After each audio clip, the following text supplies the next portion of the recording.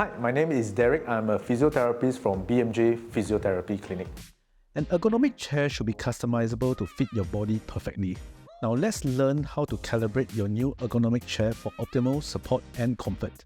So begin by adjusting the chair height by making sure that your feet are firmly on the ground and your knees are bent to 90 degrees.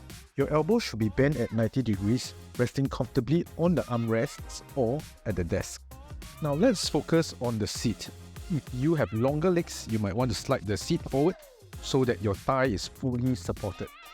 But if you have shorter legs, you may want to slide it backwards so that your knees can bend comfortably. Next, slide the lumbar support up and down so that it fits the curvature of your spine.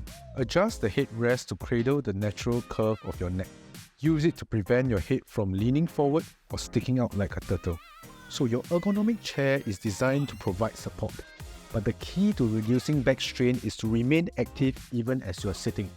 You can do this by using the tilt function of the chair like what I'm doing right now. So follow these steps to make sure that you're using your chair correctly.